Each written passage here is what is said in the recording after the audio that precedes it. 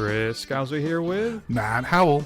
And this week on the first run, well, we head to the movie theaters. I braved the snow to go watch Timur Minority Report with Rebecca Ferguson and Chris Pratt in Mercy. Then we're going to talk about Hollywood's best man friends, not me and Chris, but Ben Affleck and Matt Damon in their Netflix original, The Rip. Then we're going to tell you what the 5 best films, or at least our favorite films of 2025 were, with our top 5, 1 through 5 of our top of 2025. How's that sound, Chris? I'm excited. Are you?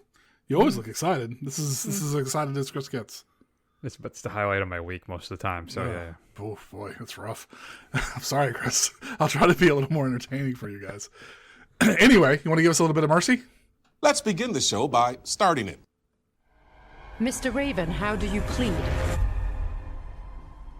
Not guilty. I'm not guilty. I can't be. I wouldn't hurt her. Based on available evidence, I have already judged your probability of guilt to be 97.5%. This is 17.5% above the 80% threshold to trigger a mercy trial. This is the Los Angeles Municipal Cloud. Every private citizen and organization is mandated by law to connect their devices to it. I have full access to the servers during trials. It is the foundation of my ability to reach verdicts. You may use any and all resources available to this court to provide me with evidence of your innocence. Should you be found guilty, you will be executed in precisely 90 minutes. No. Your trial will now commence. No. I feel like Chris Pratt watching this movie. No. Well, I do appreciate that Chris Pratt brought out his Thor voice, his Star-Lord Thor voice at some point there when he was talking about how he would not hurt his wife. That's true. I didn't even catch that. Yeah. And one thing I wish this film had done, because I don't think it did. It may very well have. I haven't seen any promotion on this, but I'm fairly confident, particularly because of the ending, that it doesn't. If it was real time, like the thing was 90 minutes, right? And every minute kind of counted. Now, the way the movie ends, it doesn't really allow for that. So, unfortunately, but I would have been at least made this something a little bit interesting about this. But in case you're wondering, why did we hear Purd in the beginning? Because he's in this film as a newscaster. I laughed out loud probably 4 or 5 times watching this movie. I may have laughed the hardest at Purd. Purd. He's still doing what he does. Chris, why don't you tell us what this movie's about? So Chris Pratt plays, what's his name? It's something Maddox, right? No, Raven. Oh, you gotta love I hate that name. So it's Chris Raven. Oh my god! Which is just the height of script writing right there. But even the Crow went with Eric Draven. They put a D in front of it. God, that's a good point. Yeah. And Ferguson plays Maddox. She's Judge Maddox. She's the AI Mercy Program. Basically, it's an AI judge. You have to present your case, and you got to get below, what do they say, 92%, and then you won't be executed. He's on trial for allegedly killing his wife. He's had a little problem with the old drinky in the past. Him and his wife had a big argument, which was caught on camera because, like Ring and all that other crap, right? So there's arguments and stuff caught on camera. And he seems the most likely suspect. So he is arrested and put into the Mercy Program. It's been around for a few years, this program. And Pratt was one of the big proponents of it. He was the guy, the first person to arrest somebody and put them on trial under the Mercy Program for Judge Maddox, which may come into play later on in the film. And it's bad. I mean, it's truly bad, man. Mm-hmm. Yeah, I mean, I don't know, but is it bad where is it bad enough where you get angry at it, or is it just bad where you just kind of be like, okay, let's just wait for this to be over? Because I think I'm in the latter camp, but it sounds like you're in the former camp. Well, there are things about it that made me angry, but you're right. I was more just waiting for this to end, and unfortunately, it's not so bad that it's good. Now, there's a couple unintentionally hilarious moments in this film. Some truly horrible CGI. That hovercraft thing, whenever they shoot her on that it's just atrocious. The dialogue is particularly bad as well. And also there's weird things in it where the Mercy Court, where Maddox like requires niceties. Like he has to, if he doesn't say your honor, she like scolds him, which I found kind of odd. I don't know if it's supposed to be a reveal that she's an evolving thing. I don't know. I thought that was weird. And the whole thing feels just so kind of cheap, really, in the end, right? I think this thing must have cost like $1 million to make, I'm thinking. Like maybe they shot 70% of it on Zoom. And no, this thing cost $60 million. I don't know if Ferguson and Pratt's asking prices are like $20 million each, maybe. I don't know. And then you got to give $5 million maybe, or a couple $100,000 at least to Timur here. Now, there's another thing too. Talk about lost promise. Timur Bekmambetov directed 2 pretty fun and interesting vampire movies in the early aughts called Night Watch and Day Watch. And it's basically been downhill since. He did the Wanted adaptation that I think is just dreadful. Abraham Lincoln Vampire Hunter. That was like his last kind of big blockbuster kind of, big screen film. He's done some smaller things, some other stuff in other countries since then. But this is his return to the theaters. Dolby screening, no less, Matt. And it's just not very good. It's frustratingly bad at times. Like, part of me was wondering, like, is this whole film like a money laundering scheme? Are we trying to wash some cash by producing this film? And this could be interesting. It's really kind of tackling the dangers of relying too much on AI. But nope, AI ends up being kind of one of the good guys in this film, right? So it doesn't have that going for it. And it's just... if I struggle to say something positive, I'll say this. I'm assuming it was a union job and people made some money on it. People got paid. So I'm happy for them. But outside of that, I don't really find any redeeming qualities to this thing at all. Ferguson is pretty wooden in this. I understand that she wanted to not actually interact with Pratt like in a scene together because she wanted to maintain kind of that cold computer AI distance, I guess. But the whole thing just seems so facile. It seems so dull and uninteresting, Matt. I don't know. How wrong am I?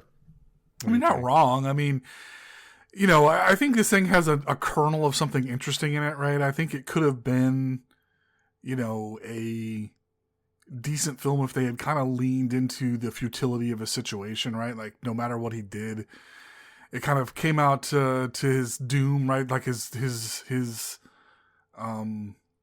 like fate had already been decided, right? No matter what he did, even though he was given the illusion of choice. I guess that could have been a darker, maybe more interesting film. But I mean, at some point this film shifts and it just becomes any other adventure film where the good guys are going to win and everything's going to come out okay. And, the bad guy's going to get his comeuppance and all this stuff. And I don't know. I mean, the whole thing is just rote and has no stakes. Pratt is, what limited charms he has as an actor, he's not allowed to really use those because he's the, alcoholic, divorced, bad dad, detective, right? Who I'm not even sure how we're supposed to sympathize with him. Mm-hmm. And Ferguson, who I like, but I mean, she's basically a cipher, right? I mean, she's just a blank slate. So none of it's really that interesting. And I think it could have been interesting in more deft hands if this thing had gone through maybe a couple rewrites more, if they had had somebody who had more of a vision to kind of lean into the horrors of kind of this thing that we seem to be moving towards, where you are, I fully believe will be, being judged by AI juries in 50 years or something like that. Who knows the way things are going, but yeah, I mean, overall, I think it's just kind of a cop-out.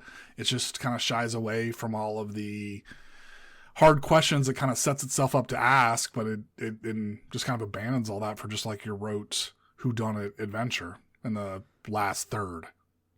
Yeah, and even the mystery part of it isn't that engaging. We're presented with all the CCTV camera footage or whatever everywhere, the Ring doorbells, the security cameras, and you got to piece together what happened. And figure out who the bad guy is, and Timur tries to kind of throw in a little red herring here and there, and it's just, you don't care. You don't care.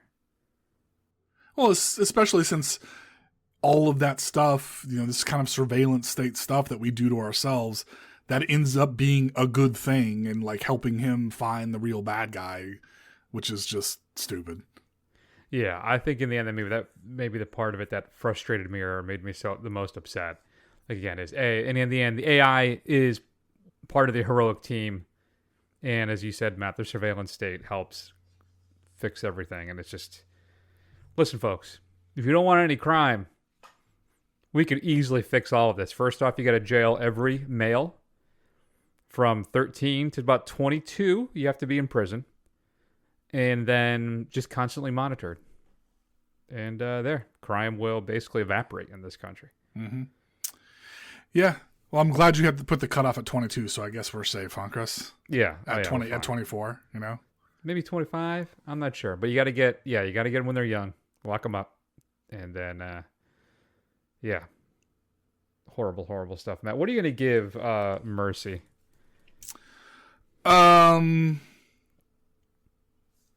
God, I'm going to give it a D. Yeah, that's what I have too, just for the laughs that I got out of it.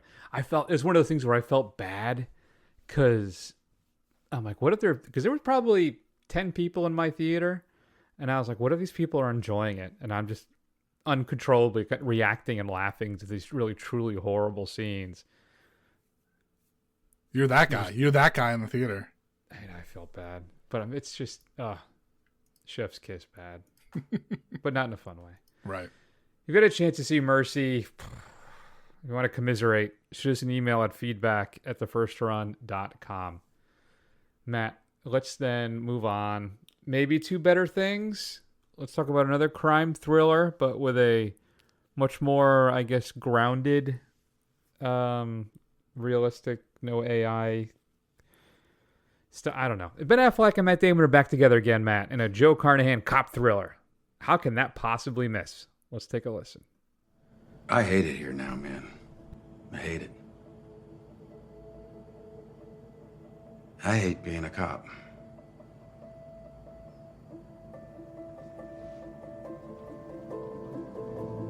I've been waking up every night, like, thinking about time. It's like how much has passed and how much I got left. What the fuck I'm gonna do with it? It's not fair. God, it's me. Maybe it's that shit Jack used to say I always made fun of, like, well, just live to see another sunrise. Maybe that was the whole key to life. Just live to see another sunrise. Whoa. Boy, I gotta fade that out a little better, huh? That is a clip from The Rip, directed by Joe Carnahan, also written by Joe, featuring Matt Damon, Ben Affleck. What is it all about, Matt?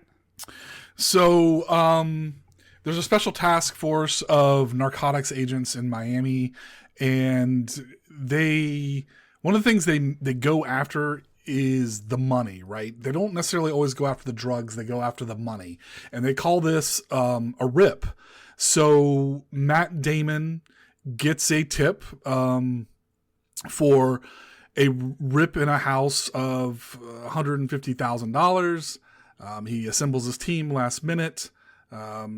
He goes and checks it out, and turns out it's way, way more than $150,000. It is $20 million in cash, small bills, and that presents a certain set of problems. Obviously, you get why shouldn't we just take it, right? I mean, as hardworking public servants who don't get paid enough to put their lives on the line, apparently. Plus the fact that, it's $20 million. That's not just a write-off necessarily for the drug cartels, and somebody's going to be coming to get it, right? So those are the situations that they're running with. Oh, and also forgot to mention their captain friend got killed at the very beginning of the movie, and it kind of ties into all this as well. So all of that together creates kind of like this pot boiler. Who's in on it? Who's the bad guy? What are they going to do? Are cooler heads going to prevail? How is Ben Affleck the one who has the uncorruptible spirit somehow? That's basically what this film is. That is it. Thank you, Matt. That was excellent. So yeah, it's how old is Ben now? 53. Ben's a little older than me. Not much though. What about Matty D? About the same age? Ooh, Matt's 55. I thought Affleck was older than Damon, but I guess not. Let's talk about age. So, I guess my first question for you, Matt, is I feel like we could have swapped these things out. I would much rather have seen The Rip in the theater than Mercy. And I don't quite understand how that works. I guess maybe, I don't know. I haven't looked into it. I don't know if they had a first look deal with Netflix or they just bought it due to favorable screening. I don't know. So I apologize for that. But The Rip is a far superior film than what we saw today. I mean, in regards to Mercy. But what are your thoughts on this? You have your reunion of Ben and Matt. And I like, too, I guess they realized it's one of those things where they realized they had not worked together in forever because they came up together, right? Kevin Smith Films, and they had massive success with Good Will Hunting. And they said, well, maybe we got to kind of do our own thing so we're not kind of locked into that, hey, it's a Ben Matt movie, right? And then, 30 years go by, which is crazy to me. So now they're finally back together. I got to say, too, the chemistry between the two of them is still there. I think they really work well together. They're a joy to watch. It's a lot of fun. And I think the film itself, Matt, is pretty entertaining. I think it bobs and weaves throughout, trying to kind of change our expectation. Who's the bad guy? Who's not? I think Carnahan does a relatively good job maintaining the mystery of how this is going to shake out in the end. And I think he definitely shifts our expectations throughout the entire thing. So I think that part of it, was reasonably successful. What do you think? Yeah, I think overall, this thing works best on the strength of its performers, right? So in addition to Matt Damon and Ben Affleck, you've got current Ek girl Teyana Taylor. You got the always lovable Stephen Yeun. You even have Sasha Calle making an appearance. Once Supergirl, never to be Supergirl again. With in her role as the person in the drug house with the money, right? So. And Kyle Chandler and Scott Adkins. Yeah, that as well. Yes, very true. So there's a lot of fun actors in here, and I think everybody's really game for this. The performances are, strong to at least entertaining, right? And I kind of bought everybody in their role. If I have one problem in this film, is that I think it dips and weaves a lot. And then at the very end, you kind of get the full reveal. And then I started trying to think of, okay, was it really being honest with me, right? Was that something I could have picked up on, or did they just pull it out of thin air because that's how they wanted it to end? Because that little point of, was it laying clues throughout the film, right? So that, a careful viewer can actually pick up the threads. And I don't know if it does, right? I almost feel like they just were like, okay, this is what we want to happen. Here's what happened and all this stuff that you didn't see. And it all kind of works out. And, haha, we've done this 180 on you kind of thing. While I kind of liked the way it went and I liked the action scenes and I liked the build up, I just don't know if it really earned that kind of last, 15 minutes of how everything plays out. Yeah, there's somebody I follow on Blue Sky, I can't remember who, that talked exactly about that and said that it actually works. If you watch it again, you will pick up things that are more of a, that kind of reveal what's going to happen. So, that was their opinion. And I could definitely see popping this on another day if I'm, cleaning the kitchen, doing some laundry or something like that and watching this again. I think it definitely is worth your time to check out. I think maybe the script is a bit of a try hard at times. I think maybe that could have got another once over. And other thing too is that supposedly this takes place in Hialeah, also in the parts in Miami, and I could be damned if I would have known that if it hadn't been told to me. Sure. There is no real feel of geography in this film for that. Once we get to the particular neighborhood here, I guess really then that's all that really matters. But still, I thought that was a little odd where I felt it's supposed to be like Miami and I got no impression from anybody that we're actually in Florida or any that's happening. But I guess in the end, that's a minor nitpick. But yeah, I agree a lot with what Matt said about this too. It's entertaining enough. You get some nice action scenes. The mystery is pretty well plotted out. I do wonder how it would shake out on a rewatch. It might be worth checking out again just for that. And another thing too, I really love is the mayor of Hialeah had to come out and like make a statement about it. Oh, really? Like that, it's a nice town. We don't have it's not like that here, because they kind of trash talk Hialeah, and then they have the whole film takes place there with lots of drug ties and violence and the like. So I just thought that was pretty funny, man. But I think it's a solid kind of cop thriller with two game stars it's fun to watch them together. I think that's one of the things that works really well too is these two guys know each other so well, and it really comes across on screen. And if you have that moment of distrust between them, like what's really happening, and kind of leaning into that relationship between the two of them, I think is a real benefit for the film. So I gave it a B. Yeah, I think I'm going to give it a B minus. I had a good enough time with this, but and maybe I'll change my opinion if I watch it again and kind of see if it is honest with itself. But it just didn't feel like that in the moment. Fair.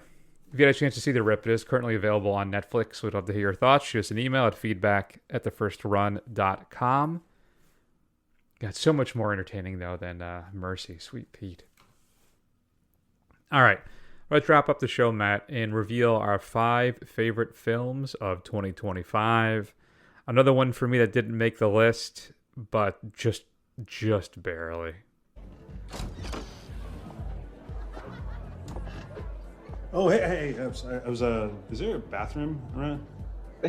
Hey, man, you're the husband, right? Yeah, I'm Craig Waterman. This is my house. Oh, cool. Yeah, bathroom is right there. Oh, awesome. Thanks, yeah. Dude, cool drums, man. Oh, thank you, man. Yeah. Yeah, these things are fucking awesome. You don't see a lot of green drums. You know what I mean? Like kind of 70s type. 70s. That's Yeah. what I was going for, a 70s vibe. That's a cool decade. Yeah. Very cool. Very a lot of nice. good music. A A lot lot of of good music. A lot of good music. Yeah, economically, it could have been better. Absolutely. Yeah. But we came back. Right. Hey, I gotta ask you, man. How does it feel? Oh, to have Tammy back, it's honestly an incredible relief. No, how does it feel to ditch your wife?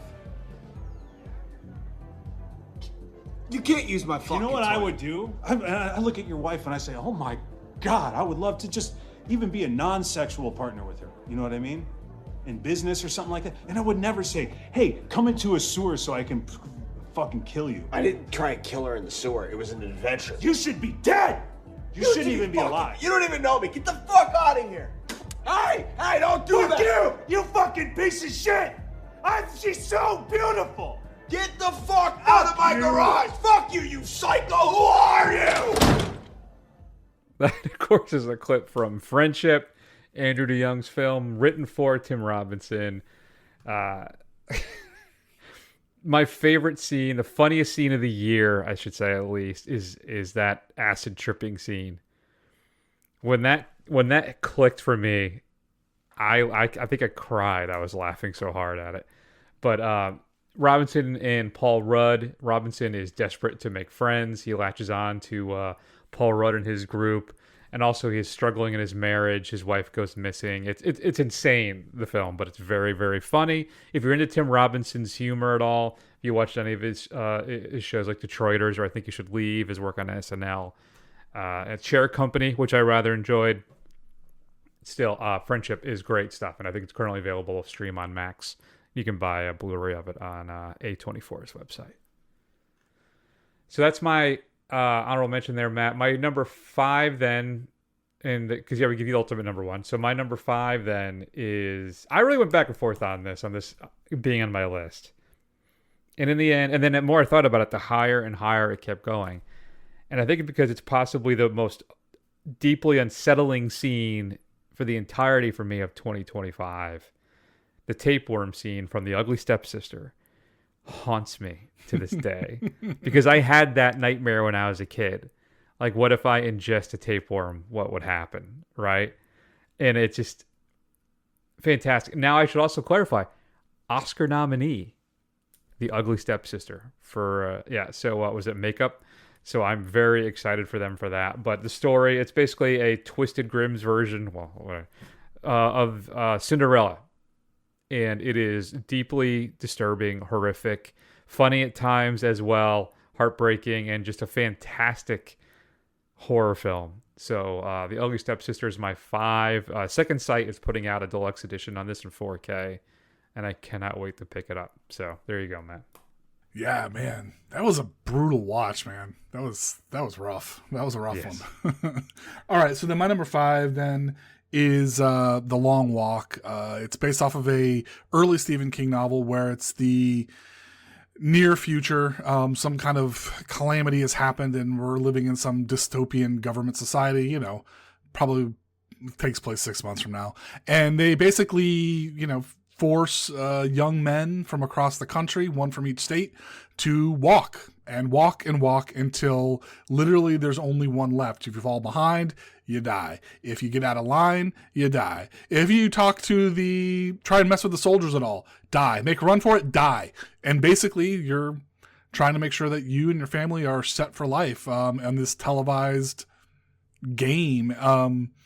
Really shouldn't work as well as it does, but it is a really effective film as far as kind of feeling the despair and the kind of hopelessness of it all and the kind of will to just carry on. And, you know, what do you do when the people that you've just made friends with are people that you got to try and outlast and watch them die?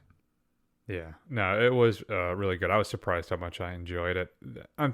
Cooper Hoffman I was a little iffy on, but I think he's actually quite good in that too. So yeah, no, that is a good pick for you, man. Honorable mention for me. My number 4 then is Kelly Reichardt's The Mastermind. Josh O'Connor plays JB, a kind of washed up artist who decides to pull off a heist because he is brilliant, Matt, and he's the one that can pull this off and set himself up, grossly overestimating his talents, horribly overconfident, and everything goes horribly, horribly wrong for him. We talked about it just 2 weeks ago, so you can listen to the review of that, but another winner for Kelly Reichardt. So yeah, The Mastermind's my 4. All right. My number 4 is going to be a controversial choice because Chris didn't really care for it anywhere near as much as I did. But it's another Stephen King story, The Life of Chuck, bought by our guy, our favorite King adjacent person, Mike Flanagan. I'm always excited to see what he does. I found it to be a poignant exercise in a man's life. I think Chris felt it wasn't necessarily earned and maybe a little treacly, if you will. A little bait and switchy for me too. Fair enough. We took Mrs. First Run. We went together because it was supposed to be life affirming. She's very particular about her movie watch, and she was crushed by it. It was like it was sad. It's not what she expected. She was very upset about it, and I got in trouble. No, but I felt like a little bait and switch on it, and I just didn't quite think it was as successful as Matt thought it was. I don't even have it listed as an honorable mention. So. Yeah, and that's fair. But to be fair, Chris is entitled to his wrong opinion. It is obviously I thought the final scenes of it were particularly poignant. I thought it had a certain pathos to it that, you know, in spite of kind of these crushing odds, life is still worth living. And I think it's a good message to have. So, you know, if you aren't dead inside like Chris, I suggest you check it out in The Life of Chuck. That's fair. That's a fair characterization. I accept that. My number 3 then is a film that I was almost wanting to avoid. I felt like this is not going to be good. I'm not interested in this. I don't, you know, it's one of the things. Well, it felt like it was going to be a homework thing because getting good reviews. We got to do it for the show. I did not like his brother's film this year, but Marty Supreme by Josh Safdie. It is just a fantastic experience. Timothy Chalamet, too, another guy I'm not particularly high on. For the first time, Chalamet disappeared into a role for me. And the story of Marty trying to be the greatest table tennis player of all time and the like uncut Gemsy Odyssey-esque run through of this period of time in his life is just, it's breakneck. It grabs you by the throat. It is a relentless film. It's almost suffocating at times, but at no point is it not entertaining, even though it has pieces of shit in it like Kevin O'Leary. But still, fantastic viewing experience. So Marty Supreme's my 3. Yeah, it's my 3 as well. I honestly was not looking forward to this. I think just like Chris, I viewed it as homework. I find Safdie Brothers films, as good as some of them are, really tough to watch. Like I have no interest in ever watching Uncut Gems again. But at least this bad person that they decide to make their film about is at least charming and charismatic, and it is an excellent film. So it's my number 3 as well. If you want to hear us talk about it, go back a few weeks and take a listen to our show. There you go. Yeah, what number was that, Matt? Do I have it up? I do have it right here. Where are you, Marty? 791, January 2nd. All right. My number 2, and if you listen to the show at all this year, you'll know, once I name this, you'll know what number 1 is. But my number 2 is holds the record, Matt, for the most Oscar nominations ever, with 16. Mm-hmm. And that, of course, is Ryan Coogler's Sinners.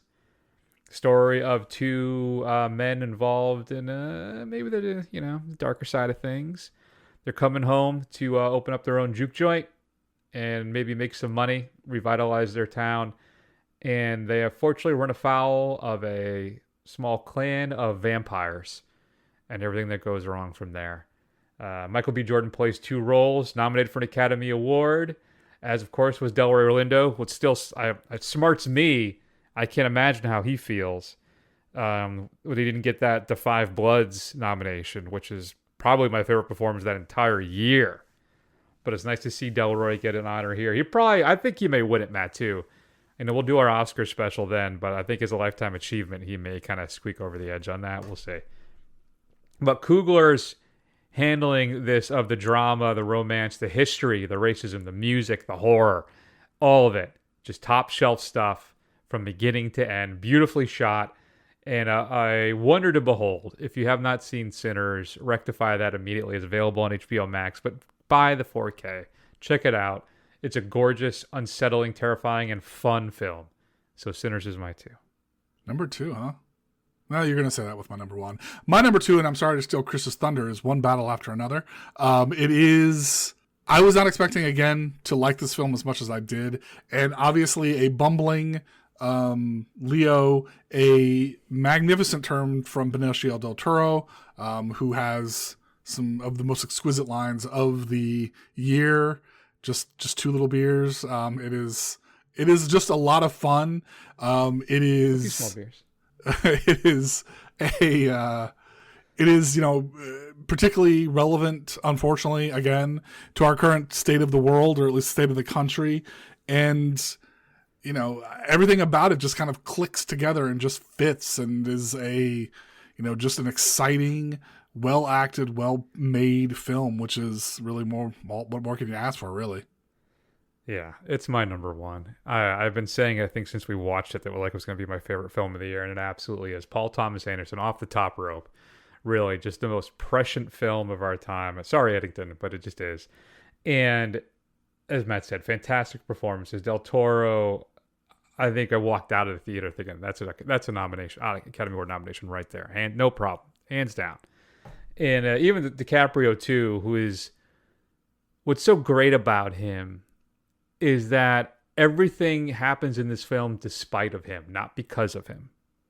All right? He is just floating around this, trying to do the right thing, but everything that happens is despite of his actions or independent of any action that he takes.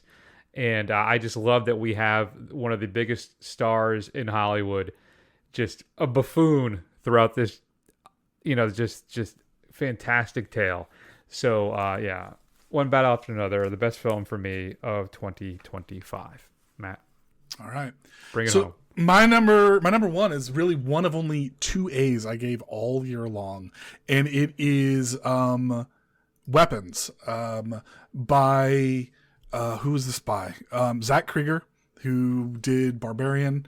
Honestly, it's probably one of the most fun I had watching this film this year. And now, whether it's the best film or not, obviously, you can argue that until you're blue in the face. Chris would argue against me just for that point. But as Chris is wont to say, this is our favorite films of the year, not necessarily what we would consider the best. And honestly, it's one of the films I had the most fun with throughout the whole thing. It's creepy, it's gross, it's suspenseful, it's funny at times. So I was all on board with this. I had a great time with this film. Yeah, that's good. It's an honorable mention for me. I've the further I've gotten away from it, the less I've liked it. Mm-hmm. But yeah, no, that's fine. Any other honorable mentions, Matt? I'm not gonna give you a hard time. I'm feeling pretty generous right now. Oh my God! You know what? I appreciate your allowing me to like what I like. You are a gentleman and a scholar. Yeah, my honorable mentions: Train Dreams, Caught Stealing, Friendship, Killer of Killers. Caught Stealing. Ooh, that I would freak out about if that was like your one. Or Black your top 10. Black Bag, Nickel Boys, Fantastic Four: First Steps. I kind of go back and forth on this. I hesitate to say I gave it a pretty good grade, The Monkey, but I don't know if it's as good as it was in the moment for me. So I'll have to go back and watch it again. Yeah, no, you'd be wrong about that. I think Nickel Boys is technically a 2024 film. We just watched it in 2025. I didn't care enough to go look, so I stand corrected. There you go. I think you're sitting, actually. I would say, too, honorable mentions for me that we didn't talk about. Mickey 17, though not successful all the way through. I think there's a lot of good stuff in there. I like Companion a lot. We talked about the friendship. We did that. Ephus, which I enjoyed. If you haven't seen Ephus, check that out. That's a lot of fun. That was actually in like my top 6 or 10 for a long time, but eventually getting bumped out. And I liked Wake Up Dead Man, the latest Knives Out mystery as well. Mm-hmm. The couple things I didn't get to see yet that I'm keen to is Surat. It Was an Accident, and Sentimental Value, which I think all three are nominated for Best International Film. So I'm hoping to catch up with those relatively soon. So we'll have to see how that shakes out. And was there something else? I don't know. So I guess that'll be that. What was your favorite film of 2025? We'd love to hear from you. Feedback at thefirstrun.com. Hit us up, yo. Tell us what's going on with you. Matt, what's coming up next week on The Big Show? We're checking out the latest from Sam Raimi, back in the director's seat with Send Help. I'm hearing good things. I'm very excited. And Matt, before we go, I want to get your opinion. What did you think of that Masters of the Universe trailer? I'm hoping it has the right tone. I think they're kind of leaning into some of the ridiculousness. Now, that's a dangerous line to walk. It takes some real skill to kind of poke fun at it without mocking the source material. But I'm cautiously optimistic. And I think I mentioned this to Chris. I don't... some of the CGI looks atrocious, but I think that's maybe intentional. Or at least I'm going to give them the benefit of the doubt and say it's intentional to kind of go back to the source material. That, or maybe they just haven't fine-tuned it all yet. They just pushed something out for a teaser and they're still working on it. Who knows? Yeah, I'm cautiously optimistic on it. Though one thing, I'm not a big fan that Jared Leto plays Skeletor. I hope he better have kind of that like high-pitched, almost nasally voice at times. If he does it, I'm going to be very upset. Mm-hmm. But also, why can't it just exist within itself? Why can't it just be a fantasy film on Eternia? Why do we have to ground it at part of it in Earth? Now, I bought, like, it was like $10 once, like 2 years ago on digital for the complete series, so I bought it.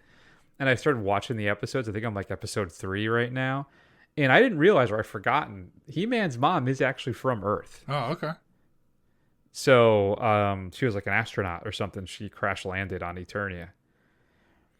But still, I'd like it just like in a Conan thing. I'd like it just to exist within itself. Fair. But regardless of that, I think the costume designs, the creature stuff, that all looks pretty good. Trapjaw looks interesting. I'll have to see who else shows up. I'm trying to think. Like Triclops, I always liked a lot.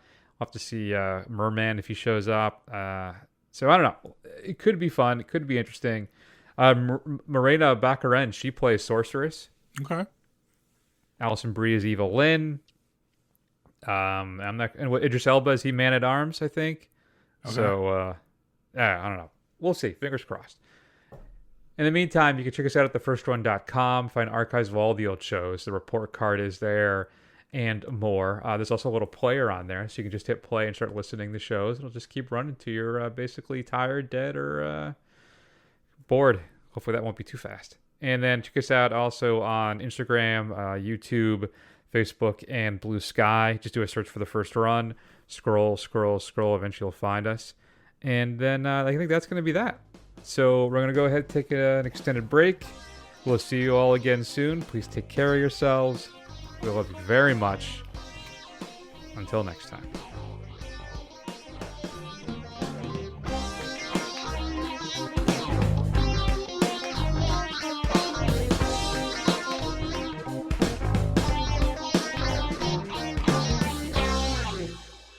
Tonight, it's Perd on Film, where Perd happily reviews new releases and things he saw on TBS.